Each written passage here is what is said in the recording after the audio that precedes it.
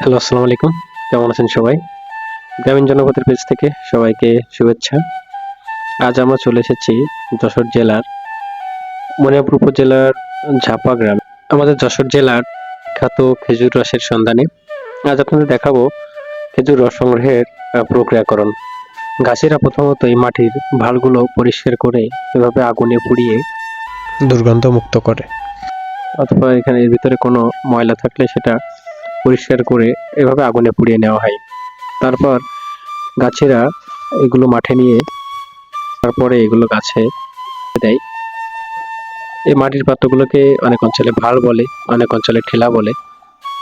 আমাদের অঞ্চলে এগুলোকে ভাঁড় বলে। রসের ভাঁড় বা এরকম মাটির গুড়ের ভাঁড় আছে, এগুলো বলে। গাছেরা এভাবে গাছে উঠে, বড় বড় গাছে উঠে খেজুরের সংগ্রহ করে। প্রথমত গাছে উঠে এই গাছগুলো কাটতে হয়। কাটার পরে এই পুরানো ভাঁড়গুলো নলির সাহায্যে বাঁধিয়ে দেওয়া হয়। এরপর গাছি ধারালো দা দিয়ে এই গাছগুলো খুব সূক্ষ্মভাবে কেটে সেখান থেকে রস বের করে। বাউল ঘেরা এই বিস্তীর্ণ ঝাপা গ্রামটি সত্যি অসম্ভব সুন্দর। প্রাকৃতিক সৌন্দর্যে ভরপুর এই গ্রামটি। মেঠো পথ দিয়ে এখনো এই গ্রামটিতে অনেক গাছই পুরাতন ঐতিহ্য ধরে রেখেছে। অনেকেই তার বাপদাদার কাছ থেকে পর্যায়ক্রমে ঐতিহ্যটাকে ধরে রাখার চেষ্টা করছে।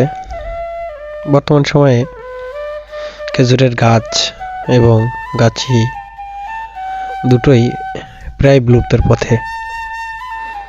বসতবাড়ি তৈরির পাশাপাশি অন্যান্য রাস্তাঘাট এবং জমিগুলো নিচু হওয়াতে খেজুর গাছের সংখ্যা দিন দিন কমেই চলেছে। একটা সময় এই ঝাপা গ্রামে প্রচুর পরিমাণে খেজুর গাছ ছিল, কাঁঠালের বাগান ছিল। বন্যা, বসতবাড়ি এবং ঘের কাটার কারণে এই খেজুর গাছগুলো কমতেই শুরু করেছে। শুধু খেজুর গাছ নয়, খেজুর গাছের পাশাপাশি এই গাছেরাও কমতে শুরু করেছে। এই পেশা থেকে অনেকেই সরে গিয়েছে, অনেকেই ধরে রেখেছে, যার কারণে এখনো আমরা খেজুরের রস এবং গুড় দুইটাই পাচ্ছি। এক একটা অঞ্চলে গাছিরা এক এক রকমভাবে তাদের রস সংগ্রহের পদ্ধতি অবলম্বন করে। কোনো কোনো অঞ্চলে এই মাটির এই ভাঁড়গুলা গাছের নিচের দিকে বাঁধিয়ে রাখে। গাছের কাটা অংশ থেকে সুতা মাধ্যমে নিচে ভাঁড়ের ভিতর পর্যন্ত রস পৌঁছানোর ব্যবস্থা করে। এই ভাঁড়গুলো নিচে বাঁধানোর কারণ হচ্ছে সকালবেলায় যাতে কষ্ট করে গাছেদের গাছে বড় বড় গাছের মাথা পর্যন্ত ওঠা না লাগে। ঝাপা অঞ্চলে দেখলাম এভাবেই সুতার সাহায্যে রসগুলা ভাঁড় পর্যন্ত পৌঁছায়।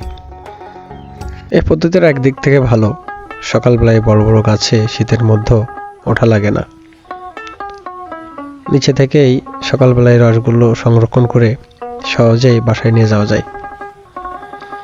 অনেক অঞ্চলে এই ভাঁড়গুলা গাছের মাথার দিকে বাঁধিয়ে রাখে।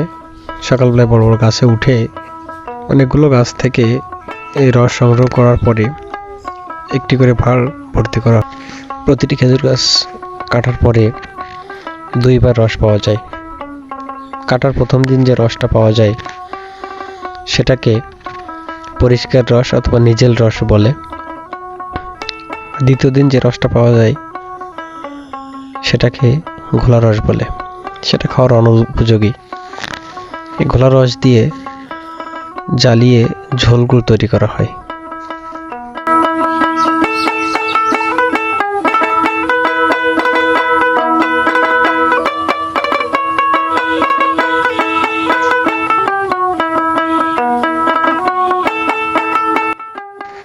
এই রসগুলো সংগ্রহের জন্য যে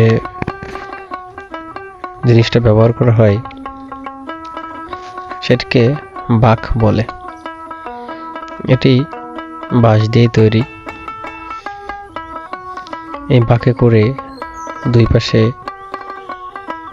ব্যালেন্স করে ভার এবং রস দুটাই এভাবে কাঁধে করে বাসায় চলে আমাদের অঞ্চলের গাছিরা।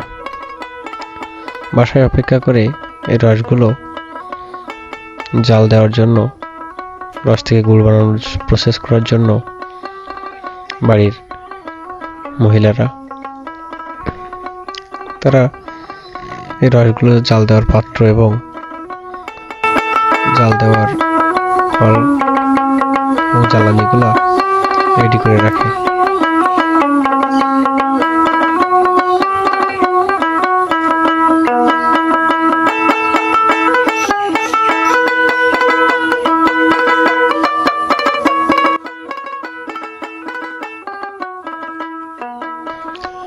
বাসায় নেওয়ার পরে রসগুলো চেখে, এই যে টিনের পাত্র, এটাকে আমাদের অঞ্চলে তাবাল বলে, পাত্রে তাবালের উপরে এই রসগুলো অনেকক্ষণ জ্বালানোর পরে এরকম গুড়গুলো তৈরি হয়। যতক্ষণ না এরকম ঘন হয়ে আসে, লাল হয়ে আসে, ততক্ষণ এই রসগুলো জ্বালাতে হয়। এই রস জ্বালানোর পরেই তৈরি হয় গুড়। আমরা যে গুড়টি দেখছি, এটা হচ্ছে গাছ কাটার দ্বিতীয় ধাপে যে রসটি পাওয়া যায়, অর্থাৎ ঘোলা রস থেকে যে গুড়টি হয় এটাকে ঝোল গুড় বলে। এটাতে পাটালি হয় না, এটা ঝোল গুড় হিসেবে ব্যবহার করা হয়। অনেকক্ষণ জ্বালানোর পরে এরকম রং আসার পরই আজ এ পর্যন্তই। পরের কোনো এক পর্বে আরও কাশিদের এবং পাটালি বানানোর প্রক্রিয়া নিয়ে আসবে।